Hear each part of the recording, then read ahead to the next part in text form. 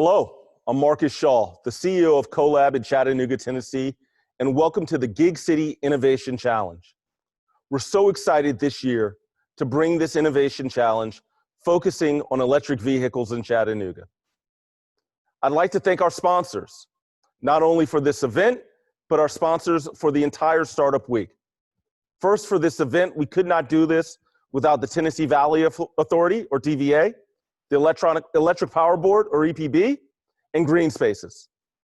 And thank Erlanger, Unum, Blue Cross Blue Shield of Tennessee, Elliott Davis, the University of Tennessee at Chattanooga, CBL, and the Chambliss Startup Group for their sponsorship of Startup Week. First, I'd like to welcome the judges who will be working with the teams today. David Wade, the CEO of EPB, Dan Pratt, the Vice President of Customer Delivery, Sharita Allen, the Deputy Administrator of Economic Development for the City of Chattanooga, and Michael Walton, the Executive Director of Green Spaces.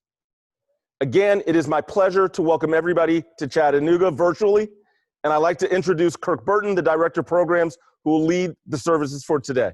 Thank you.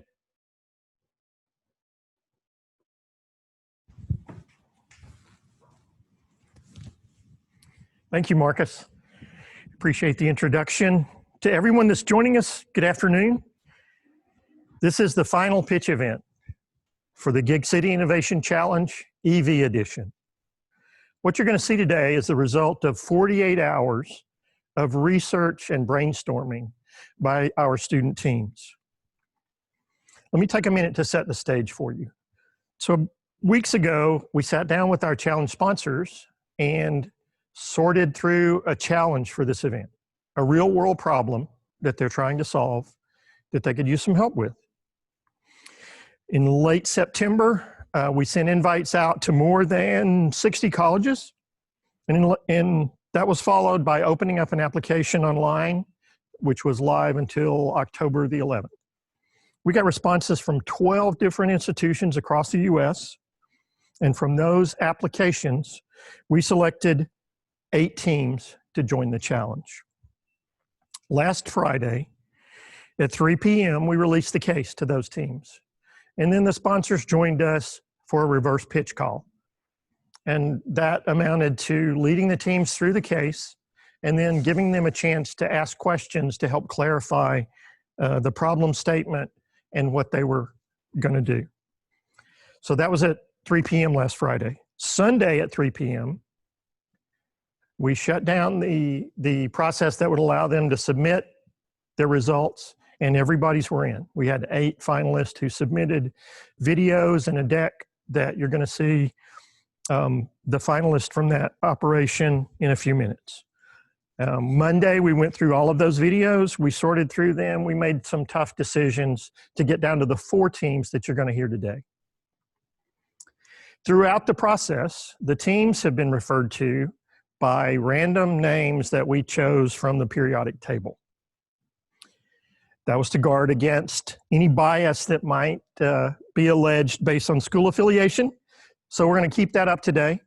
You won't hear anything about the institutions or where they're going to school until the finalists finish and we go into the announcement of our winners today.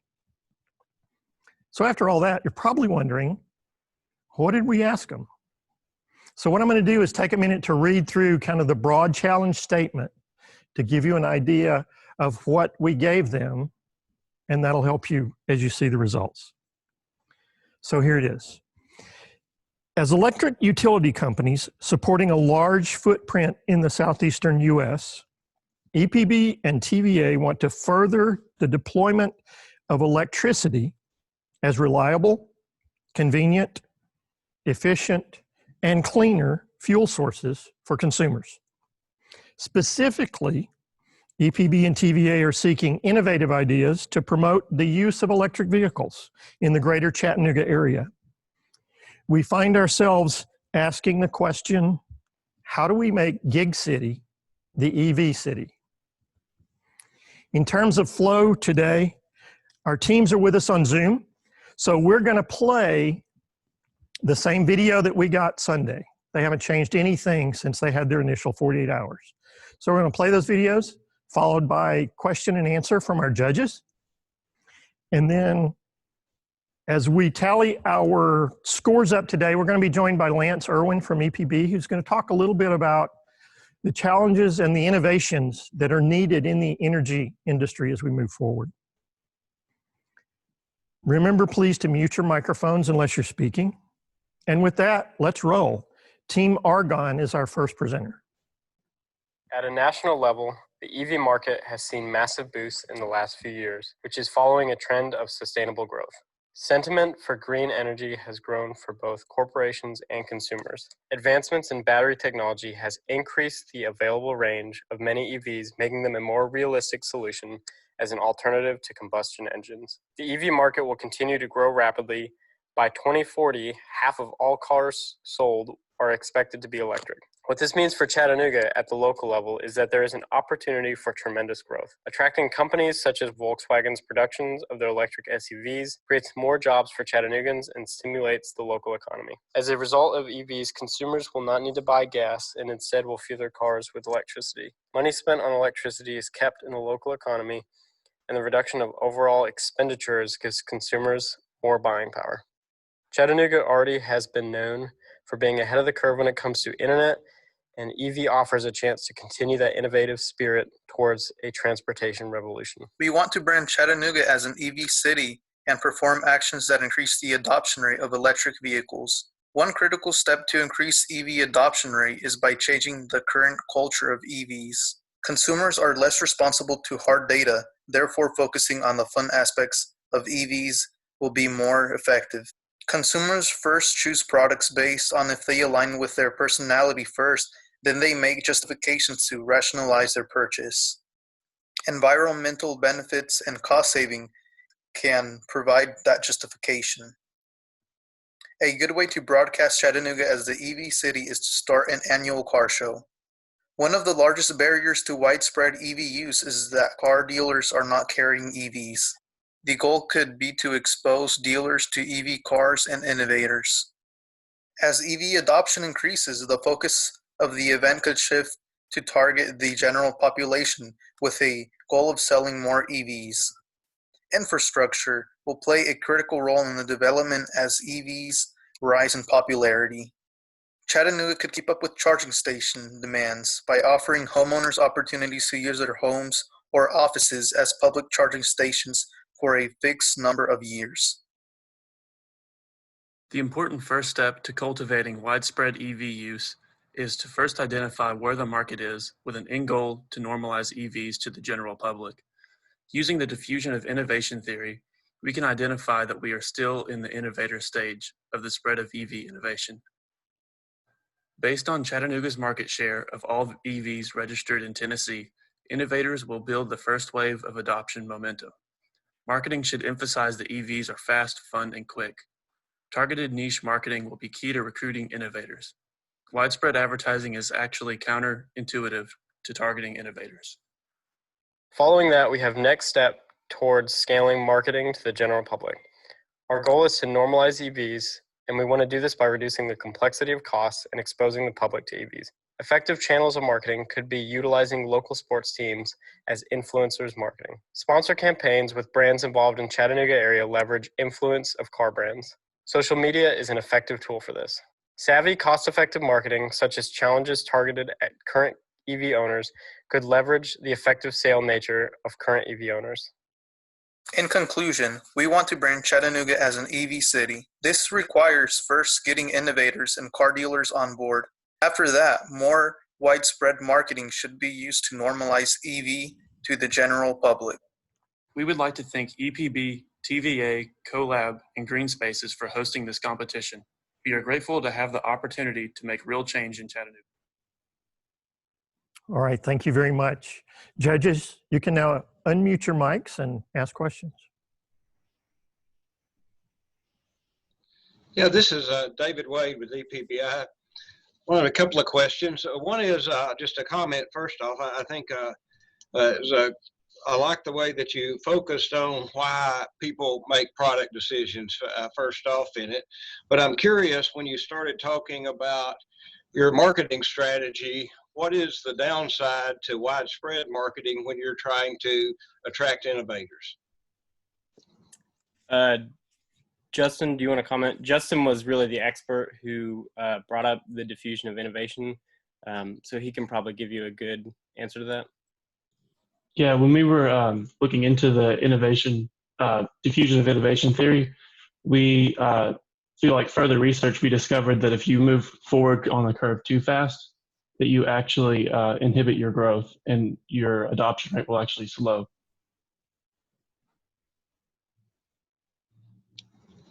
Do you know what drives that adoption decline if you move too fast? It's just like gaining that first momentum of like the kind of thought leaders that kind of push the next wave to purchase. Okay, thank you. I wanted to hear a little bit more about your idea of the car show. Okay, Justin is really good on, Gustavo was really good on the logistics. He could probably give you some background on that. Gustavo? Okay, so for the car show, we're thinking about like holding it either or outdoors. If we hold it outdoors, it's gonna be able to attract more people, and it's going to be better because, like, for example, costs can be lower, especially like if we try to get like local retailers and dealers, like they can help us with the logistics of that whole thing, and that's gonna lower expenses and make it more feasible for everybody. So this would be like just showing off cars that are already available, not like a concept type car show showing like the future of EVs. Well, it's mainly like to show like the cars, like EVs and everything, like to the consumers, potential consumers, so that later on, maybe not at that moment, but like later on, they will be informed and they will want to buy these vehicles. And Gustavo, if I can have a word in too, I know to tie back into our diffusion of innovation thought, we were thinking that early on in the car shows, we could potentially target more of the dealers who will be the initial source for most consumers. And if you can use that as a tool to educate dealers as well and try to target those innovators early on. And then as EV adoption grows, maybe start targeting more of the general population. And if it gets big enough, then you can start doing like concepts or new ideas and really trying to sell the cars.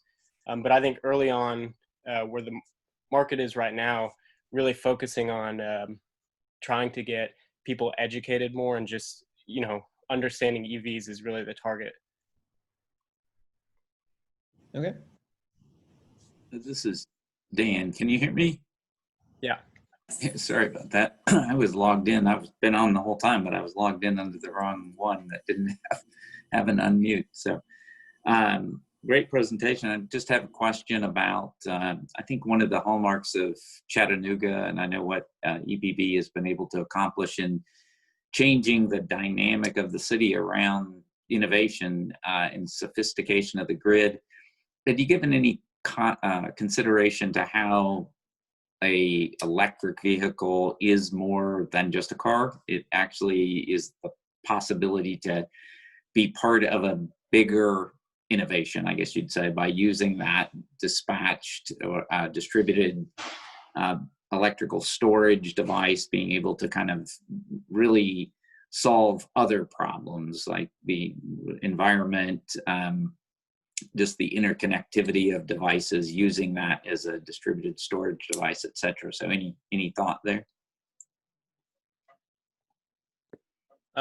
Yeah, I think one thing we had looked into was some different concepts with batteries specifically, and how we could maybe use some different ideas to help charging. And with that idea, you can go further into more of how you can use cars to not just, be a car. You can use it as maybe a way to distribute power amongst the grid, or certain things like that. I think one of the major problems we ran into for this competition was a lot of the ideas that we could come up with in relation to that were a little unfeasible at the current state of the market. And so I think, at least from my perspective, we had a bit of trouble to actually be able to, if we were to come in and back these plans up, they might be a little far-fetched at the current stage. But I think that definitely is a really big point. Perfect. Thanks. Yeah. Playing that all the way out to the actual solution, like you said, may be forthcoming or difficult at the moment, but from a, just looking at it from a marketing and branding, since again, that may be a bit different flair you would put on this type of initiative in Chattanooga versus other cities, but appreciate it. That's a good point. And just to quickly add too, if you don't mind, one of the main things we did, and I hope this is okay because we really didn't have it in our video, but our idea for that was to, if you could really target the batteries in electric vehicles and use them to, say, make swappable batteries for cars, you could potentially, let people swap their batteries out and then again distribute that. So maybe if there's during peak times, you could use those batteries that are charging to help facilitate the overall power grid distribution, or certain things like that. And that would definitely tie into the smart city, the smart power grid that EPB already has. So that's definitely a good look. But again, I just felt like personally, to get into that, you're talking more about car manufacturers and stuff, which was, from our perspective, a little bit further away than what we could deem as feasible. So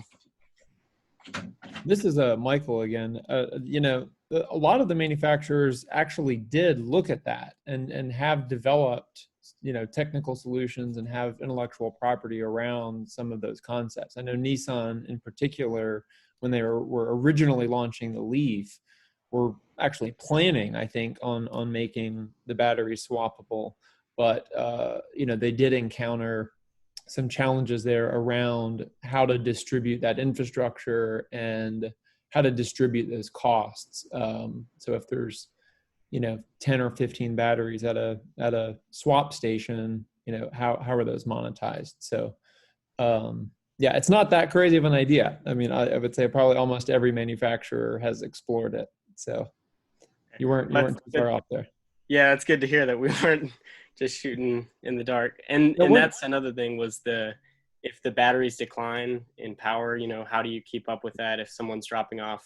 There's just a lot of issues that we came up with. So now, one other question that I did have that I didn't hear anything about is, how would you make sure that EVs are penetrating other demographics that have been sort of left out so far? So in terms of low to moderate income families, did you guys put any thought into how to expand access to electric vehicles?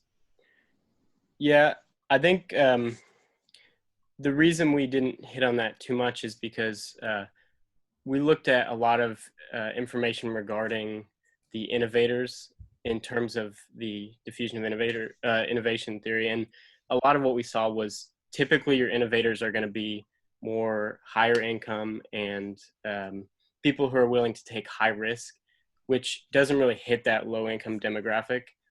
And so I think at the current stage for the next 2 years, we tried to focus on what we could do at this current stage in the short term. And I think it's just a little hard to, again, because we don't want to jump the curve and end up hurting that progression, I guess you could say, to that. And I think ideally you would start to really shift your focus on the marketing in the next probably 2 to 4 years, when that really starts to get closer to the early adapters phase, which is that's when you're going to start hitting the more middle class and lower income. And I think what we had in mind was more geared towards helping Chattanooga get the infrastructure set up so that when that shift does happen, it's a little bit easier for, like, for example, charging stations. They're all over the city and they're there so that if a lower income person gets a car and they are able to charge, anywhere in the city. It's less of an issue for them. But yeah, we didn't really get into exactly how to do that, because I think just for the next really 2 to probably 8 years, the key focus is on innovators, but that definitely is a thing.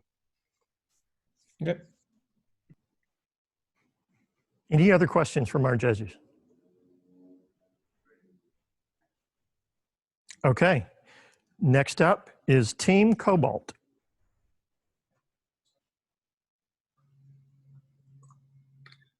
Hello, everyone. I'm Jordan Kemp, and I'm accompanied by my teammates Harrison Davis, Timothy Stone, and Isaac Williams.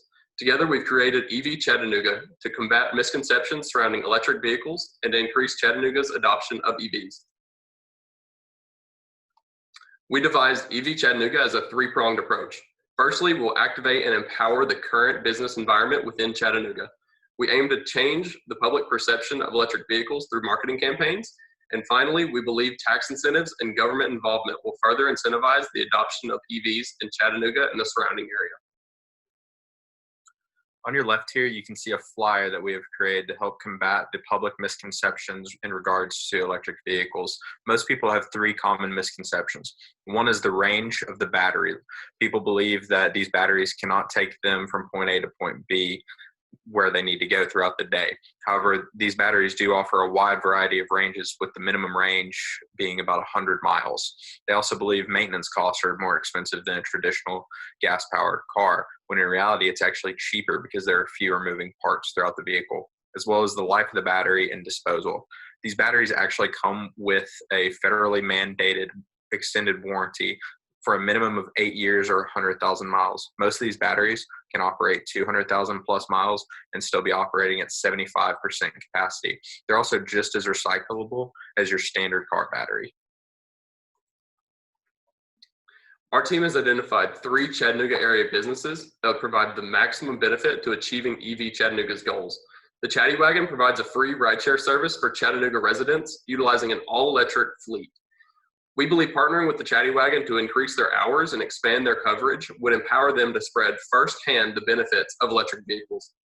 Volkswagen of Chattanooga employs 2,000 Chattanoogans from the city and surrounding area. By partnering with them to offer a discounted price or better financing options to Chattanooga residents to purchase their new electric vehicles, we could increase the adoption rate of EVs. Republic Parking maintains a majority market share of all public parking spaces within Chattanooga. We believe a partnership with them could include the creation of EV-specific parking spots and creating charging stations within their parking lots. In Hamilton County and 5 other counties in Tennessee, there's a requirement for your car to pass an emissions test before it can be properly and legally registered. We all know that government processes like this can be a hassle, so with the ownership of a completely electric vehicle, you are immediately exempt from the emissions test. Next is a tax incentive. Currently, only 0.2% of Tennessee residents own an electric vehicle. To introduce more to the market, we propose a 10-year plan and a long-term plan to take over. This 10-year plan is a two-phase 5-year piece. The first 5 years is a flat cut in sales taxes. Currently, the sales tax on vehicles in Tennessee is 7%. We would like to cut this to 3.5%, and over the next 5 years, we would like to return that back to 7% with a 0.7% incremental increase annually. On top of that 10-year plan, we would like to then add a long-term wheel tax following.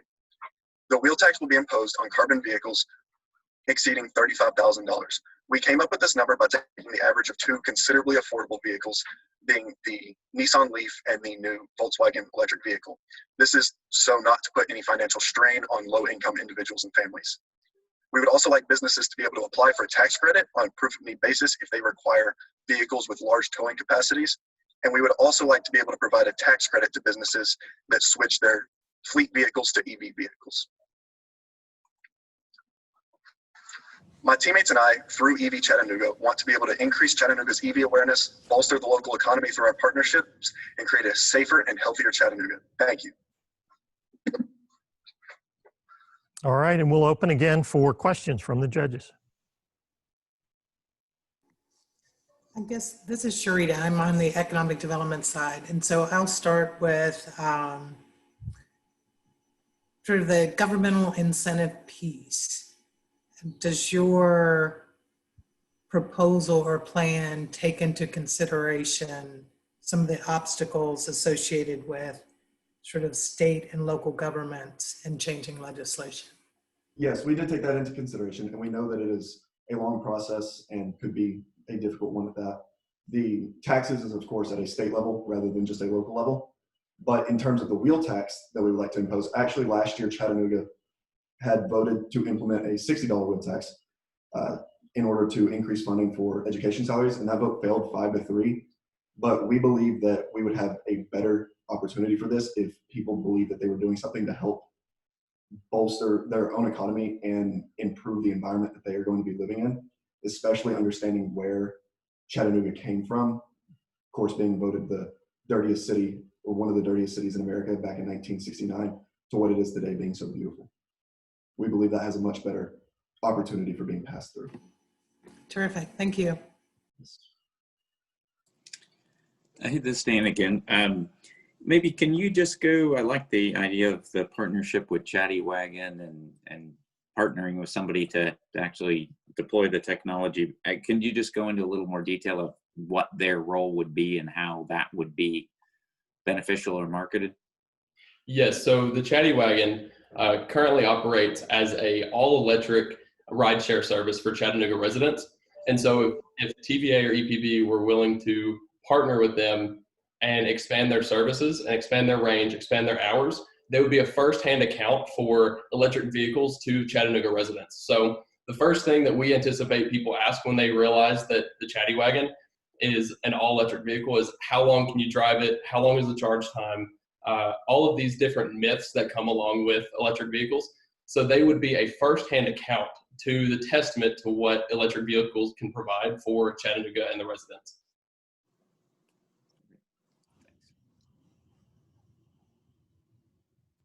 Yeah, I like those thoughts, and I would just add a thought to that, though, is kind of combining what your thought there was with the question that Michael had a little earlier.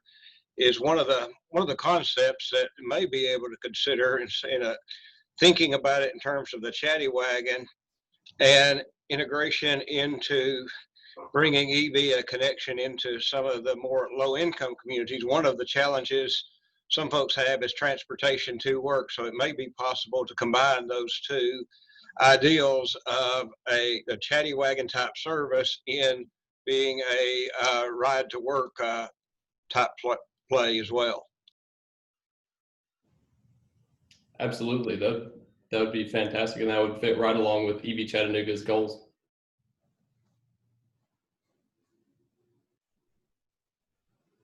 Any other questions? All right. Thank you, guys. Great. Thank you very much. Oh, go ahead. Thank you. All right. Next up is Team Copper. Hello, we are Team Copper, and this is our plan to increase electric vehicle adoption in Chattanooga. Our plan consists of 5 objectives in order to be most effective. Objective number 1 would be to transition traditional diesel buses to electric buses. Carter has already instated 3 full-size electric buses, and they plan to double or triple this in the near future. Carter has stated that owning a diesel versus electric bus costs virtually the same, which allows Carter to see this as an opportunity to reduce their emissions. Objective number 2 would be to introduce new building codes that require NEMA 1450 outlets in residential garages. All new houses would be required to have 1 outlet wired to a 50 amp circuit for every 2 car spaces. This would make all new homes capable of level 2 charging with just a simple plug. Objective number 3 consists of power companies offering rebates for both commercial and residential charging infrastructure installations. EPB would offer a rebate/refund of $500 per charging station installed for both commercial and personal use. In the most efficient scenario, a single electric car will use, on average, $291 of electricity from EPB per year, which will essentially pay off the rebate in just 1.7 years. Objective number 4 is adding docked electric scooters throughout the downtown area. Although docked electric scooters are not innovative, we would like to expedite the process. The cost for an electric scooter system depends on the scenario, but generally, they are between $100 and $500 per scooter. The main purpose for the scooters is for short trips where cars would not be useful. The average scooter ride is about 2 miles or less, and the total range on a single charge is about 20 miles. Objective number 5 would be to educate people about electric vehicles through community engagement events. A shocking study conducted by Ford shows that 42% of Americans believe that electric vehicles need gasoline to run, and another from J.D. Power shows that 58% of Americans express concerns about owning an electric vehicle. We think that directly connecting with Chattanooga residents through our public events would accelerate the adoption and usage of electric vehicles. These public events, similar to a fair, would host free test drives and educational opportunities to clarify these misconceptions and highlight the benefits of owning an electric vehicle. One way we think we can attract Chattanoogans to these events is by including a raffle to win a new car. We contacted VW and Nissan directly, and they both said that they would most likely support events like these and would either sponsor in some way or outright supply vehicles to our events. The majority of year 1 will be spent getting the plan in action. Once we reach year 5, we expect that 25% of public buses will be electric, all new construction will have NEMA 1450 outlets, power companies will start to see a return on their investments, the electric scooter project will be at 50% completion, and we plan on continuing to host community EV events. By year 10, we expect that our percentages will continue to increase and EVs will become more common in the city. Our downtown electric scooter project will be at 75% implementation, and half of Chattanooga's public transportation will be electric. We aim to have at least 40% of all brand new private vehicles sold to be electric. Because the EV market should be trending upward at this point, we believe that there will no longer be a need for our community events. By year 15, the majority of public transportation in Chattanooga will be electric, the scooter project will be complete, and we hope to see a significant increase in electric vehicle sales. By this point, we believe that Chattanooga will be known as an innovative leader in the electric vehicle industry, serving as an example around the nation for the social, economic, environmental, and even personal benefits of electrical transportation. Thank you for listening. All right, thank you. Judges? This is Michael with Green Spaces. First, I just want to congratulate you on a really well laid out and very clear presentation. I also am happy to report to you that the International Code Council actually voted for the next version of the International Residential Codes to mandate EV charging infrastructure. And so your suggestion there is very well taken, and the challenge for us is actually going to be to get the state to then adopt those new building codes, sooner than 10 years out. But that's a really great suggestion, and I think the specificity of the infrastructure, having that particular plug type so that you don't have to go out and buy a $1,000 car charging unit is a really good idea. So good stuff on that.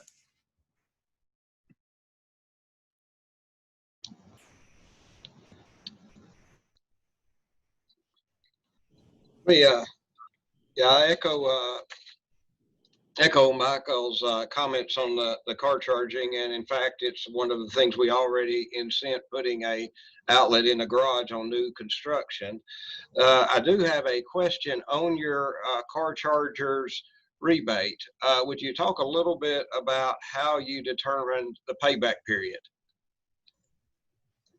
So we use the average American drives about 15,000 miles a year, and then a study was conducted to find that 98% of American trips are actually under 50 miles. So we can assume that they're just going to their home and to work or to the store. So that would mean they're charging at home, and the average, using the actual price of 8 cents per kilowatt, that comes out to $291 per year. Which is 1.7 years to get to 500. Yeah, and I commend you on getting to that level of specificity on the revenue side of things. I would point out, though, you missed one piece, and that is there is a cost to the electricity to us and TVA that for us, it can range for that 291 being 310 to probably 150, depending on when you use it. And for TVA, it has a whole different set of cost of parameters, but don't neglect that there is a cost below the other lines too. I'll just follow on to David's comment or question too. First of all, as echo the same comments, very well laid out, comprehensive, had some performance metrics associated with it. Well done. The question I would have is just more kind of to David's point, how important do you think selling on price is here? I mean, I think there's been some discussion around you're really trying to go after the people that are the first movers, that are the innovators, and so, essentially having, discounted electric pricing, everybody likes to pay less for something, but how important do you think that actually is in the bigger picture here? Are you talking specifically about electric vehicles, like their MSRP? No, I'm sorry. The number 3, if I'm not mistaken, was the EPB discount. And so, saying you can get it for, 25% less is, anything for 25% less is good, but I just in the bigger picture, where would you rank that in the importance of pulling off your goal here? So for our goal, it's hard for us to really rank our goal. We're just trying to suggest and recommend ideas. I think convenience-wise, for people to be able to have fast charging in their homes, that'll definitely help, because people, whenever they move in with their electric car, they get the smaller cable, the level 1 cable. So it'll take longer for them to charge their cars, and then they would have to go out of their home to get their car charged. So having level 2 will definitely make it more appealing, because it'll be more convenient for people to charge their cars. That's our thought process. We don't really know where it would list in our importance. Gotcha. Perfect. Thanks.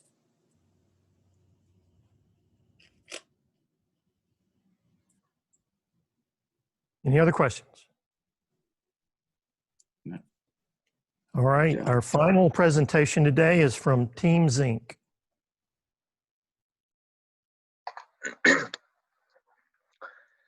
We were tasked with the challenge of fixing a paradox. Chattanooga has a bold goal of accelerating EV adoption by 10%. However, they are without the social, economic, and political infrastructure required to accomplish it. Increasing EV adoption in the city of Chattanooga will require the creation of this infrastructure to support it. However, the creation of this infrastructure is premature without an existing market for EVs. In Hamilton County, current EV adoption is just 0.2%, translating to only 700 EVs. EVs are the future, and we envision Chattanooga as the collaborative and innovative EV leader in the region. Chattanooga has a deep history rooted in sustainability, community, and accessibility. By leveraging these key community core assets, we believe that there are 3 pillars to success: awareness, collaboration, and policy. Increasing EV awareness is a problem all EV markets are facing, Chattanooga included. 82% of Chattanooga residents commute via personal car, but very few have interest in EVs. To combat this lack of awareness, Teams Inc. recommends prioritizing educational efforts that increase Chattanooga community's familiarity with EVs, and ultimately engaging and empowering community members to make informed decisions around EV adoption and utilization. This includes encouraging and promoting peer-to-peer events and partnering with existing organizations like Drive Electric Tennessee at the consumer level to encourage adoption, as well as increasing free EV charging on public streets and outside of the downtown area. Chattanooga is well positioned for electric vehicle growth, but it will require fostering collaboration between public and private entities. Existing partnerships do exist, however, they need reform. For example, Volkswagen has partnered with Electrify America's public charging network to provide 30 free miles of charging. However, there's only one of these free ports in the Chattanooga region, so residents aren't able to take advantage of these incentives. Partnering with a public service could include expanding the CARTA electric bus network. This would expose more people to the electric vehicle technology, a history the CARTA system has had since 1991. In addition, private businesses could partner via internships between EPB, TVA, and Volkswagen to increase student involvement with electric vehicles. These partnerships could help universities supplement the cost of insurance for the students under 25 so they can have access to vehicle resources. The last component of this is the creation of policy that incentivizes the growth of the EV market. Policy is an extremely effective driver for market change. Currently, there are no incentives for electric vehicles in Chattanooga at either the state or city level. While some states and cities offer their own mechanisms to incentivize EV adoption, Tennessee creates a disincentive by requiring a $100 annual EV registration fee. We propose that the TVA and EPB use their combined leverage to advocate for the removal of EV disincentives in addition of incentives. Specifically, EPB and TVA should lobby for the removal of the $100 annual EV registration fee and should petition Hamilton County to exempt EV purchases from the county's 2.25% incremental sales tax. Addressing the critical areas of opportunity that we have identified in this proposal would position Chattanooga as a hub for EV adoption. Incremental changes and further offerings of EVs sponsored by the city, utilities, and other stakeholder partnerships would increase the number of positive examples of EVs being used throughout the city.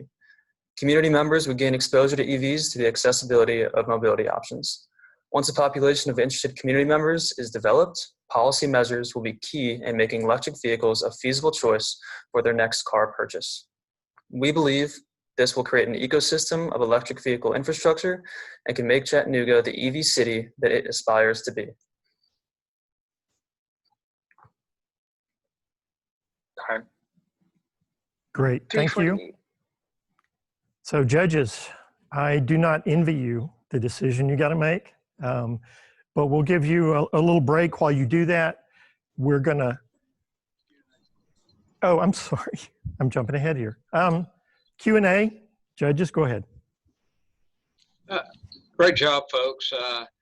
One question I've got is, would you expound a little bit on the insurance issue that you bring up with students and insurance and EVs? What is that issue, and then how are you proposing to solve that? Hello. So the issue being that students under 25 at local universities can't pay for the insurance to cover their ride-share programs. So for students under that age, it's difficult for them to attain the insurance needed to drive vehicles that they do not own. So a suggestion that we had was they partner with local companies such as Volkswagen to provide a fleet of vehicles in partnership with the university. So that way the students can have access to vehicles without having to pay that high insurance premium to then share the vehicles owned by other people in the community, which is what most peer-to-peer car share programs use right now. Yeah, David, I think that was a direct response to the initial presentation that we gave, that we talked about green commuter not being able to get insurance for the UTC students. I really like that idea. I actually had the same question that David did, just about like that program and that idea. I think that's a really good one. And I think that that starts to address that question that I had before about, you know, how do you get the sort of market penetration for EVs to some of those communities that don't have that. I think this internship idea with a sort of like pool of EVs that we could provide would be a great way to get into some less traditional markets for EVs. So one question that I had in your presentation was in terms of the county tax incentives, you know, is that something that you feel like would be permanent, or is that something that would phase out over time? That's a pretty good question. So as we understand it right now in Hamilton County, there is this, I think it was a 2.25% sales tax. So my perception would be, and I think that of our team would be, that I think it would probably be a temporary measure. I'm not sure of the horizon, perhaps 5 to 10 years. I think that would largely be a function of the overall MSRP of EV or electric vehicles in the market. Okay. This is Dan. Just congratulations again. I'll say it to you, your team, and all four. Impressive presentations and concepts here.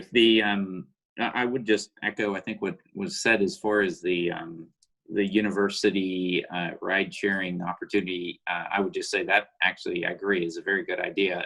It didn't jump out to me in the original presentation. So as you go forward, I would really highlight that one. And then you just mentioned, I'll just ask questions, a little bit of follow-on too.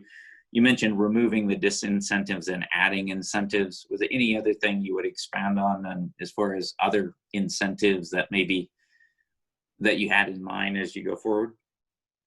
Yeah, so I have I think a pretty diverse array of thoughts on that, but I suppose the top hitters would be, as far as incentives go, the challenge, I think, as I understand it, Tennessee doesn't necessarily have a state income tax on wages, right? So that's not, we don't view that as a huge issue because oftentimes those tax incentive mechanisms they're not particularly equitable for those who don't have a large outstanding state tax liability.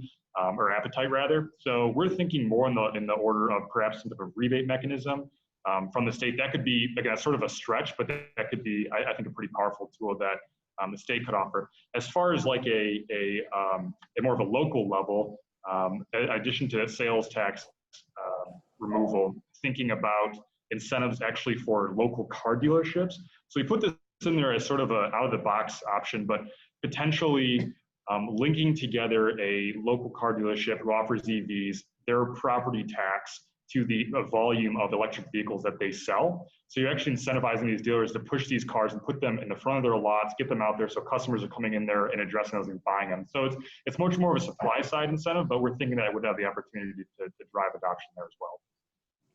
And to add on to that, we found that most of the charging stations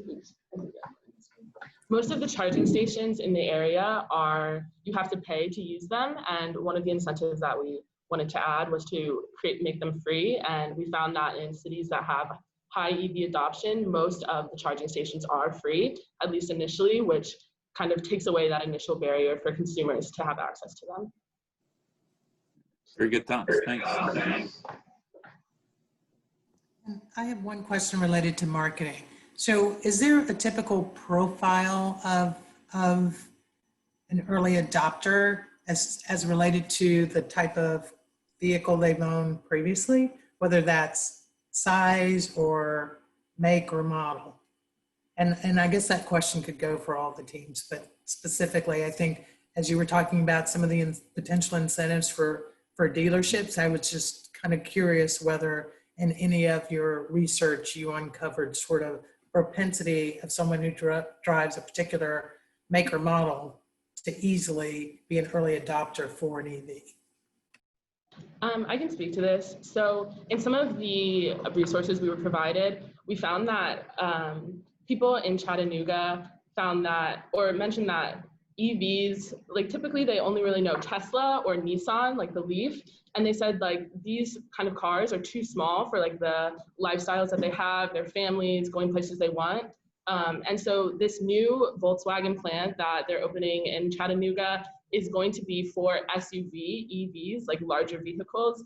And that kind of like ties into the partnerships that we were interested in making between Volkswagen and the city and the utility by creating an incentive for having Volkswagen create a discount for people within the zip code of Chattanooga to have access to these larger electric vehicles, as well as like implementing the infrastructure for them to be able to use them, and kind of connecting the residents in the area with these larger vehicles, as well as the peer-to-peer, what are they called?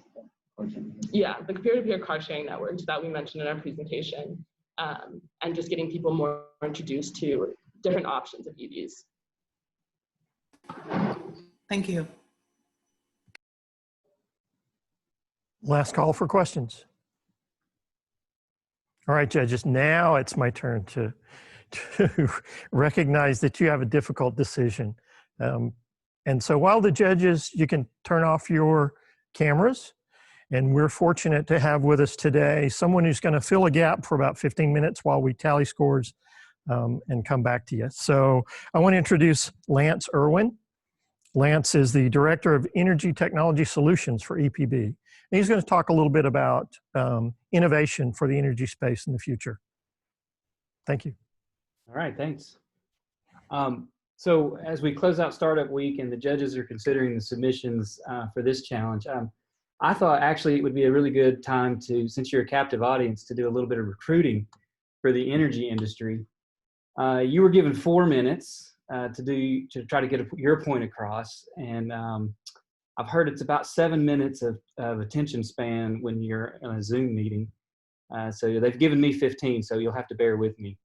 And if the judges don't need 15, I am happy to be brief.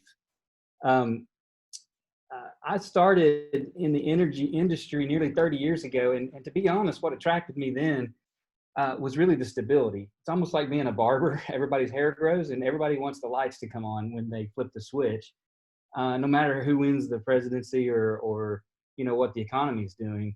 But I tell you what's kept me coming back, and what's kept my interest for this long has been this continuous change in the innovation that is required and has taken place.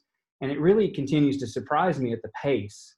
So 30 years ago, as a young engineer, I walked into a company with no desktop PCs, cell phones so big you could chalk a truck with them, and don't ask me how I know that. Keeping the lights on was the main focus of our company. Solar panels, wind turbines, those were just science projects in California. And as we moved through the 90s, the pace really started to change. Deregulation of the market was a buzzword. We started to think more about supply and demand balance. The environmentalists shifted their vocabulary really from that hole in the ozone that was sort of nebulous to everyone to climate change, caused by CO2 emissions. Electric vehicles were kind of a buzz. There were lots of different models out at that point. And then California started to deregulate. And that led to lots of higher prices, rolling blackouts and brownouts, but it really didn't stop the industry from pushing forward. They took the lessons learned from those bleeding edge decisions and started to separate generation transmission from retail. And that did cause prices to go up. But as a reaction to that price increase, again, innovation came around. People started investing in wind and solar. And so in the 2000s, in that decade, we started to see just a rapid incline in the implementation of renewable energy. And of course, the corresponding cost reductions of those technologies as they were commercialized. As those became more affordable and more commercialized and less like science projects, they started to move down market into our commercial and industrial applications and residential applications. And so in this second decade of the 21st century, we started to see, this term of prosumer, those who generate some of what they consume. And that really wasn't an energy industry phenomenon. It was seen in the communications area as well with the rise of social media. So this little couple of minutes of reminiscence is really meant to serve as a reminder of where we've been and how fast and how far we've come in just a few decades. But also to see that when we see this convergence of technology, behavior, and financials and other things, when these things sort of converge, there's this shift or a catalyst that occurs in innovation and change.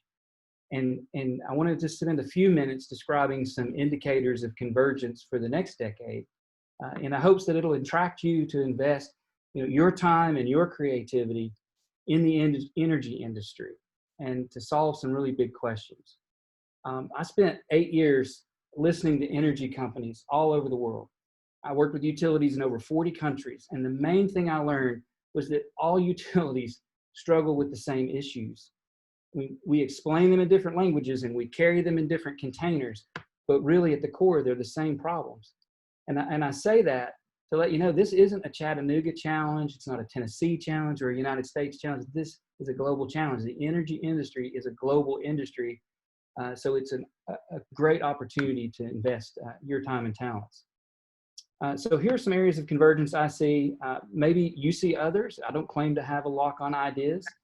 But the first area I would say would be in decarbonization. There's a real growing interest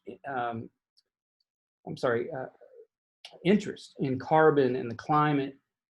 We see more weather events than before in the US and here locally. I mean, this can no longer be chalked up to El Nino, right? We've had more 100-year events in the last 10 years than I can remember. So this is driving concern over reliability, over even where, the source of our energy.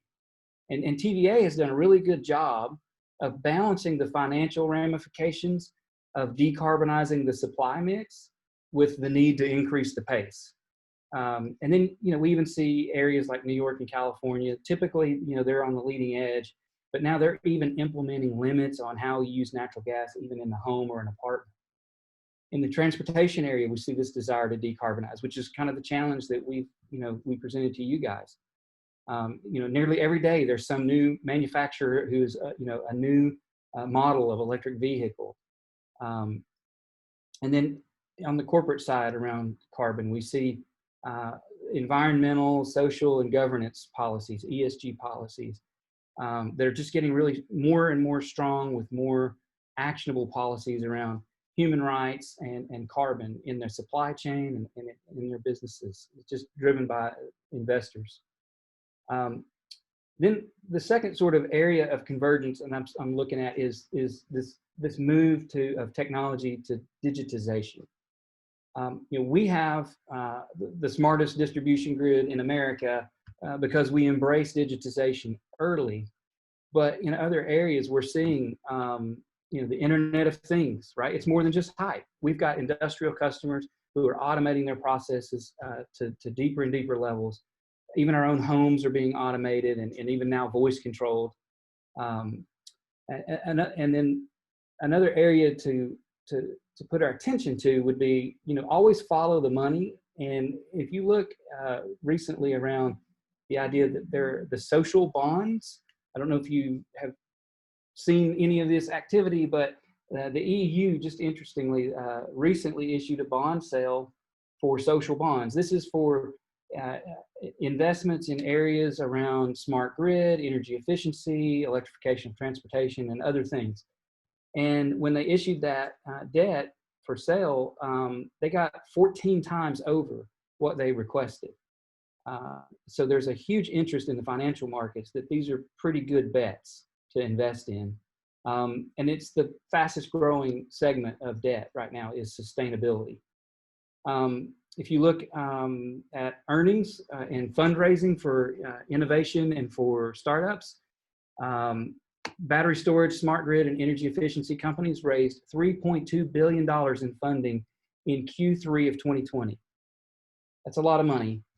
So it's an exciting opportunity, just to say that.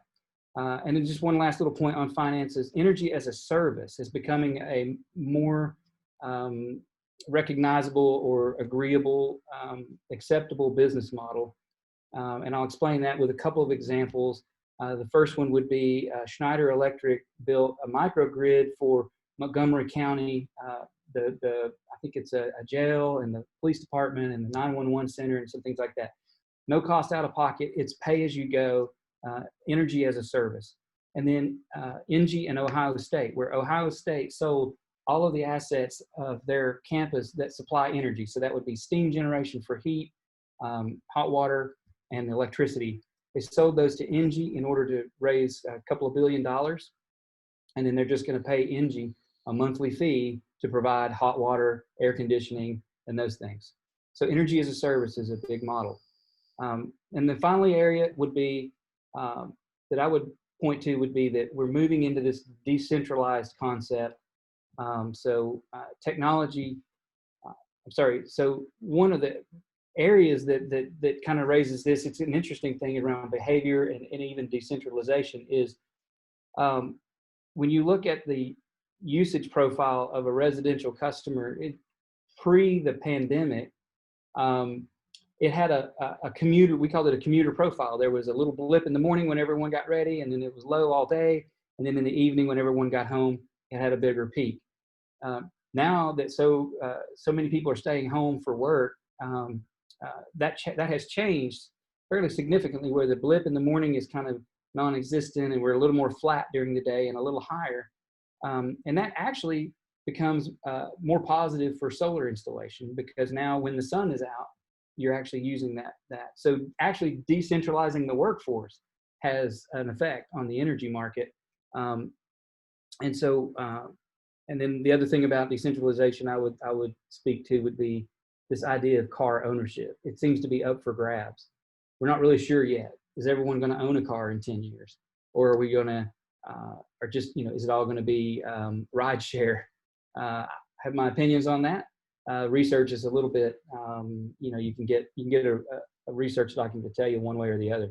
I think no matter what the ownership model, the future of the car is autonomous, and it's likely alternatively fueled, either hydrogen or electricity. So all that, I'm just going to wrap up with a few big questions that are in front of us. These aren't the only questions. How do we encourage this decentralization while making the benefits of that available to all segments? So you heard some of the questions.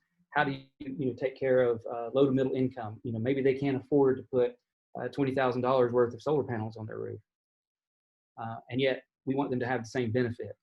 How do you help renters overcome the fact that they're paying a disproportionate amount of energy intensity for their units?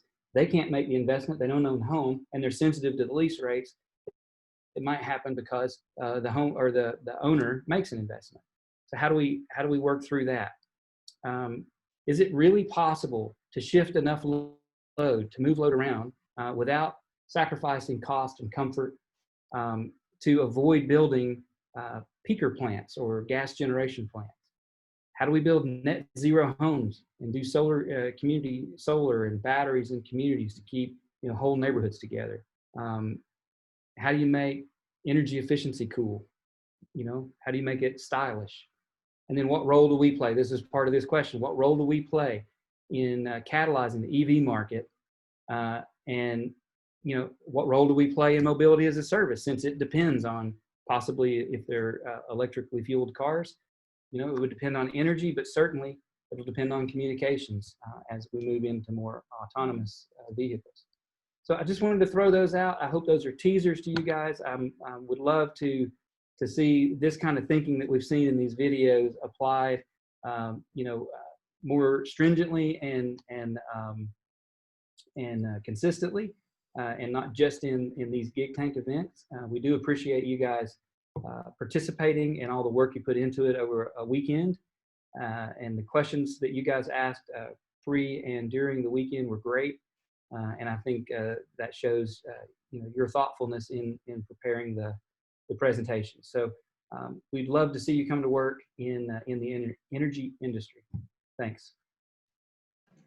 Thanks, Lance. Thank you. Thank you. We're here. You're doing great. I'm right here. Where's Jeff? You're doing great.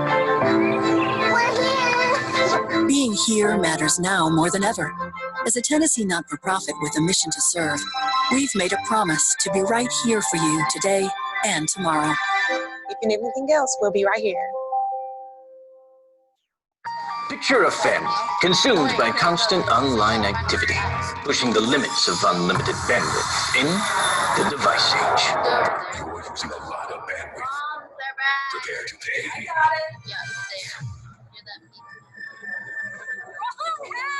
We've got EPB! Oh, my bad. It's comforting to know that there is one internet provider with no data caps or added fees as we all cross over into the device age.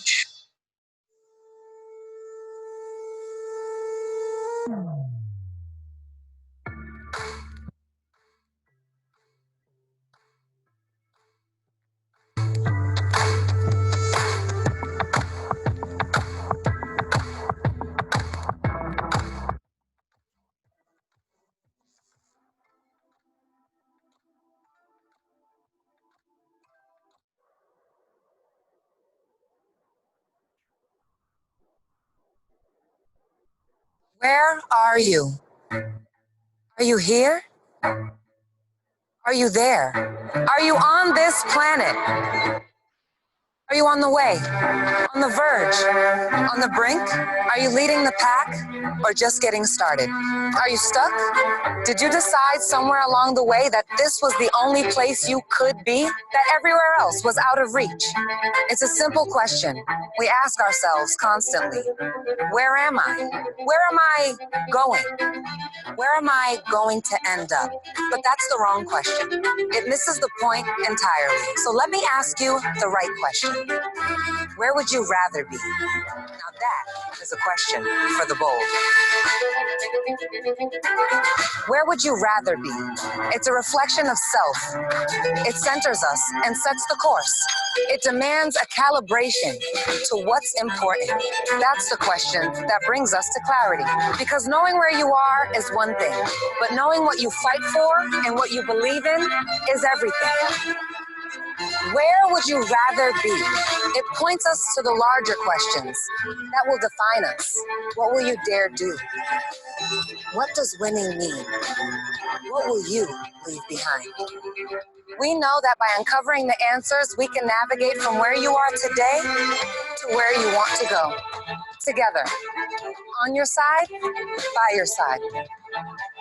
So with that, I ask you this one more time. Where would you rather be?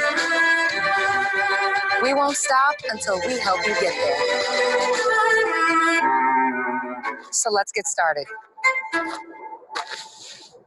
Are you coming?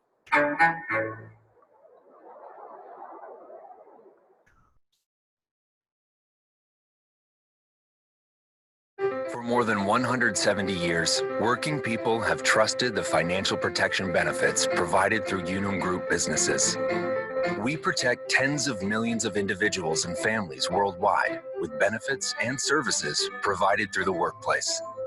Our businesses, including Unum US, Colonial Life, and Unum UK, offer a range of valuable products, including short and long-term disability, life, dental, vision, accident, hospital, and critical illness insurance.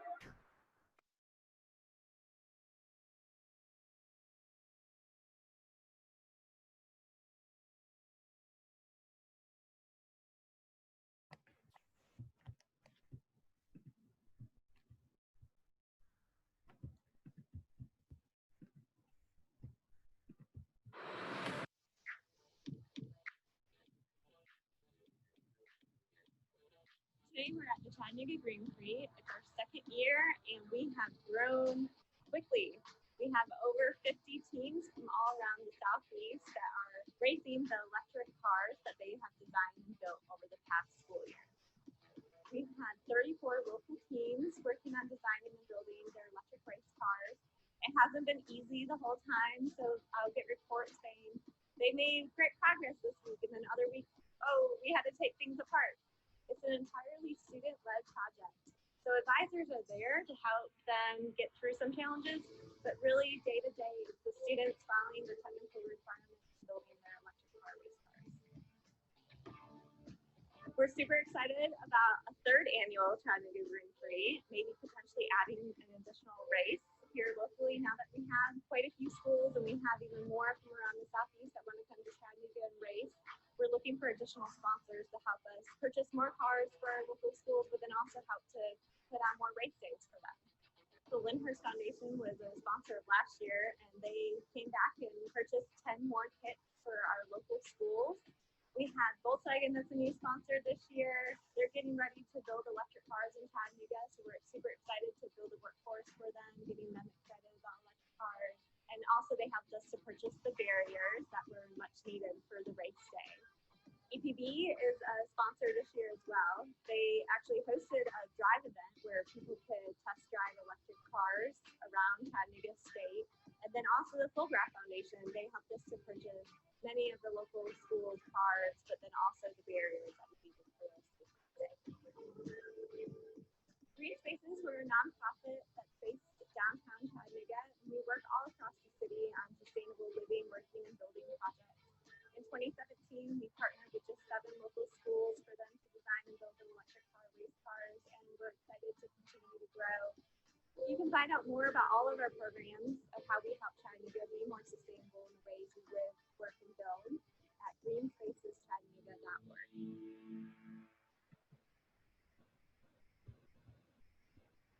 All right, well, good afternoon, everyone, or I suppose it'll be evening when this gets uploaded, but greetings from Greer, South Carolina, where we are ready for a junior college football game.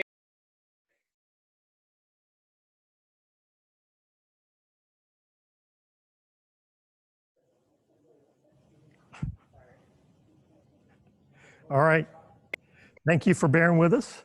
And we are not going to a junior college football game, but we are going to announce the winners for the 2020 Gig City Innovation Challenge. Before we get started, I'd like to thank Michael Walden. The Green Spaces Green Prix is really an amazing local event here in Chattanooga that celebrates the spirit of bringing electric vehicles and innovation to Chattanooga. And so want to just highlight that event, and that those are young kids out there, elementary and middle school kids that are participating in that event that one day aspire to really be in the seats that our competitors were in today. So Michael, thank you for making that a grassroots effort and really championing electric vehicles and sustainability here in Chattanooga. Again, I'd like to thank our judges. They had an incredibly difficult decision, so difficult that Kurt almost said they didn't even need to go to questioning for the last session. But again, the folks that we have here today, David Wade from EPB, Dan Pratt from TVA, Sharita Allen from the city, and again, Michael Walton from Green Spaces, reflects the whole ecosystem of sustainability and environmentalism and electric vehicle and energy opportunities in Chattanooga. And so we want to make sure that all of our contestants got a chance to see all of the players in the ecosystem.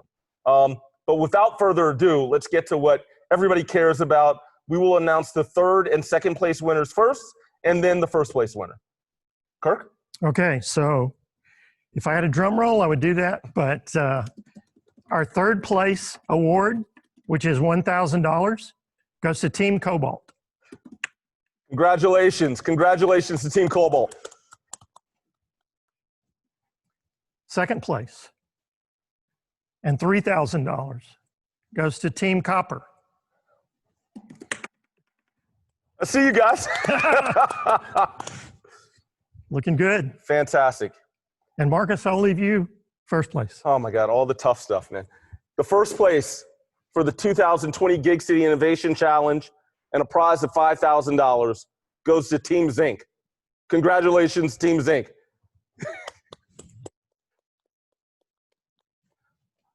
Again, look at those. It looks like a draft day parade, like a draft party. Congratulations to all the teams that competed. Again, to the judges, I cannot thank you enough for your support of what we're doing here in Chattanooga.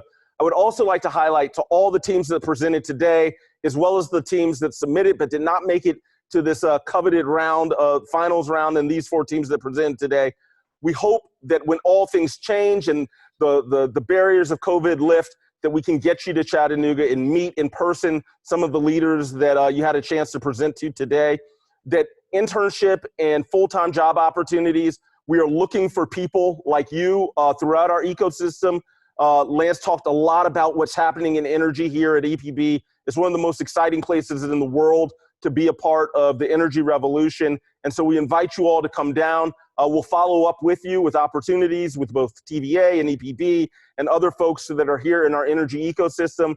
But have a great day. It's been a great startup week, and what a way to end it. Thank you so much.